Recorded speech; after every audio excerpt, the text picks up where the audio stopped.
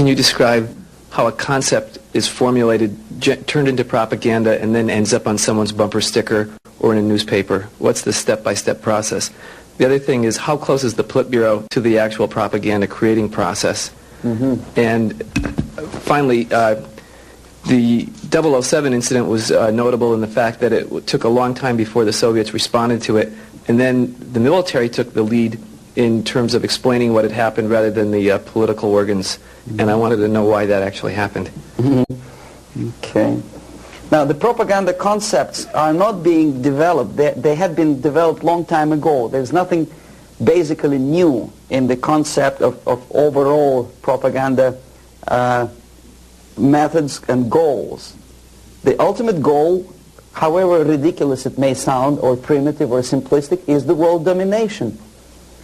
Many experts in foreign policy would ridicule my opinion, but this is what it is. I saw it with my own eyes. I was a part of that. So, and my father was, I think I mentioned that before, he was an inspector of land forces. He traveled all over the world where the Soviet troops were stationed. So he knows perfectly well that the troops are not stationed there to collect harvest for Cubans or to help Afghanis to develop the hordes of cattle or goats. They are there for one purpose, world domination. The concepts, the immediate issues or problems are created, of course, for propaganda purposes, and they end up as a bumper stickers, probably not long. It takes really short period of time. Unlike some other things in the Soviet system, propaganda is one of the things that they don't save money on. And there is a huge apparatus of propaganda experts in USSR. Novosti Press Agency is just one of them, one of the organizations. But apart from that, there is a Department of Agitation and Propaganda within the Central Committee. There are faceless people, names of whom you will never learn. They're kind of classified. I didn't explain you the methods today because it will take us another day. The methods include such things as semantic manipulation. The words and expressions are being coined at the rate of 5 expressions a minute by extremely clever, educated experts. And the media outside of USSR obediently repeats this cliché. I give you just several examples, not to take your time, not to bore you to death. Okay, I mentioned one thing, United Nations. The expression was invented by the Soviet propaganda experts, not by Americans. We know perfectly well it's not united and it has nothing to do with nations. More than half of the delegations in UN do not represent any nation at all. They are disunited, obviously. The United Nations had not been able to solve a single military conflict. Nowhere in the world. They provoked war, yes, they took part in wars, but they didn't prevent expansion of communism or they did not prevent a single war anywhere. So the true expression, the true term for United Nations could be disunited bureaucracies. Okay, another cliché which was coined in Moscow by experts of propaganda. National Liberation Movement. It's not national because most of the leaders do not necessarily belong to the ethnic group which they lead, number one. Number two, they are unpatriotic and unnationalistic because they obey orders from a foreign country, USSR. Okay? They are trained in USSR, they are paid by the Soviet system, and they work in the interests of the Soviet system. Liberation. Whom they are liberating. Who is being liberated? And movement. Movement, we understand, is something which moves, unlike something which is static. National liberation does not move. It's a war. If you call war a movement, probably. But it has nothing to do with the concept of movement in American terminology. It means a legitimate, overt, organized, voluntary movement. Right? I presume your church or your organization is voluntary. Nobody keeps you here by force. Okay, National Liberation Movement is an army of bandits, professional bandits, which are kept within the framework of the movement by force.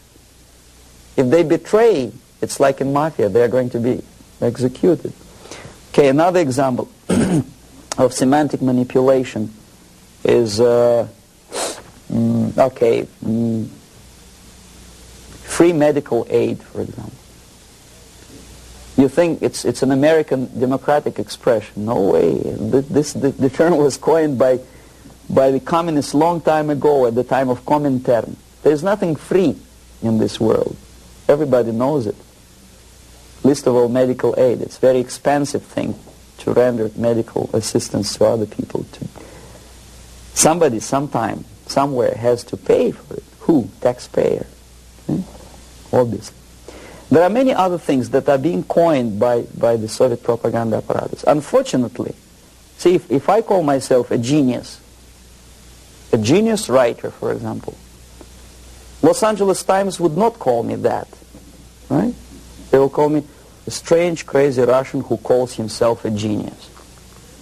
Then why the hell they call liberation movements what they call themselves?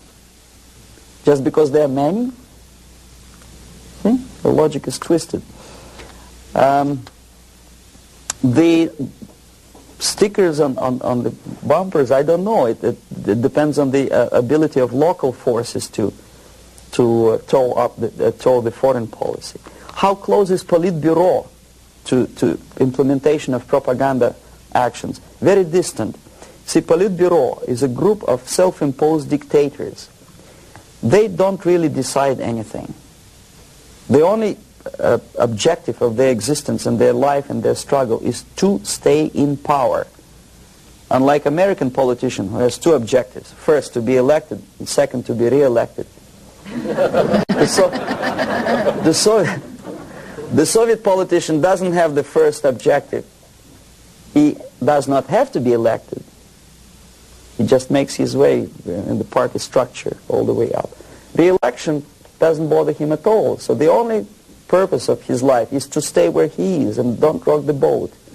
They don't make decisions. The decision-making level are the faceless group of experts, as I tried to explain to you. And the Politburo gives only the basic directions, what to be done, and the obedient servants of the highest caliber intellectuals are dutifully developing these things. Some independently thinking progressive academics in the United States think that come socialism they will be able to preserve their integrity and independence. It's wishful thinking. They will become obedient servants of the system that they are trying to force upon you. The Korean airliner incident, from my viewpoint, is not an incident at all. I believe it's a carefully planned and premeditated provocation. I'm not sure whether they did it. They killed 268 people just to get rid of Larry McDonald, but it's feasible. I wouldn't be surprised if they killed more than 60 million of their own men just to implement rotten ideas of Marx and Engels. You know, what would 268 people matter? Second, it is not a military blunder, and the order was not given by military. Never a single military officer of the highest caliber will take responsibility to shoot a civilian airliner. My father was an officer of general staff of the Soviet Army.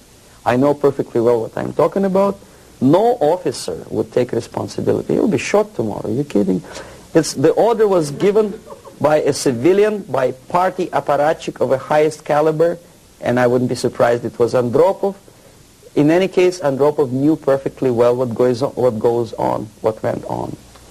The Soviet power structure resembles a triangle, unlike a love triangle in real life drama. It's a hate triangle. The seats of power are party, Communist Party, elite, of course, not the rank and file party, but the top of the pyramid. The KGB and the military. They hate each other. and each of them hate the other two. The most powerful is the party. This is the real power. The army and the KGB supposedly are servants of the party and the tools, the instruments of their power. But in fact, sometimes they are the power themselves. Andropov belongs to the most hated triangle, the KGB. My father hated KGB because he was military. Both of them, KGB and military, hate the party. Why? Because unlike in the United States, the party is the most adventuristic people. They want to invade countries. They give the orders for all kinds of adventures outside of USSR borders. They know perfectly well that comes war, they will go to bunkers and eat caviar and enjoy life, whereby military will burn in flames of nuclear war. Marshal Grechko was against invasion into Czechoslovakia because he knew that he will have to demoralize his army. And the first two divisions, after facing the reality and seeing that Czechoslovakia is not being invaded by Americans, will get corrupted. So you have to replace them with other two divisions. And if you stay long enough, you will corrupt the whole Soviet army. He said, no, don't invade Czechoslovakia. But Comrade Brezhnev said, who the hell they are? They think they deserve more sausages and butter. So show them tanks. So he did, he obeyed. The KGB, the KGB and the army sometimes are in cahoots against the party. The recent rumor that Andropov was shot by son of Brezhnev is an indication that the other two corners of the power structure were really sick and tired of the Andropov's KGB purges.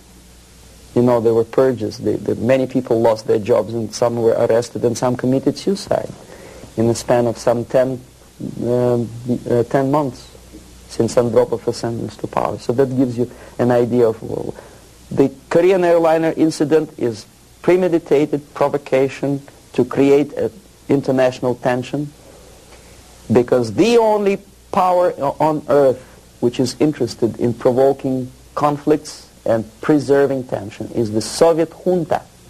That's the only justification of them being in power. If there is no enemy outside, they have to create him. If there is no war, they have to provoke it, to scare the hell out of taxpayers inside, and to keep themselves in power. There are so many theories. One of them is expressed by, I wouldn't say a friend of mine, but I know him. There's another defector, Nikolai Khokhlov, who defected long time before I even joined KGB. He was also a KGB in Western Europe. Now he teaches psychology in one of California universities. He thinks that the Soviet Union developed an ESP, would you believe it, system of influencing the perception and minds of people. And the generators of ESP willpower can be focused on individuals and groups of individuals so efficiently that you can literally focus that beam or whatever it is on a pilot or two pilots or three pilots and convince them that actually they are flying on the safe territory, so there is no need. You can convince them that there is no need to contact the ground-based station. And you can artificially draw the plane by brainwave into the Soviet airspace. Whether it is true or not, I don't know. But I know one thing, that when I was a student and I graduated from Oriental Studies Institute, one of my friends, he was an extremely intelligent Jewish boy. He graduated from the mathematical department of Moscow State University. After 3 years, I returned from India for vacation, and I met him in the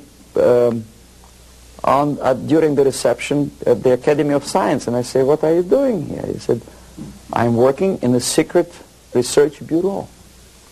You know, the secret, which means basically defense industry, they don't have addresses, they have post box numbers. And I say, is it that much secret that you cannot tell me what you research? He said, "You wouldn't believe me, brain waves." And I never saw him again. Brain waves.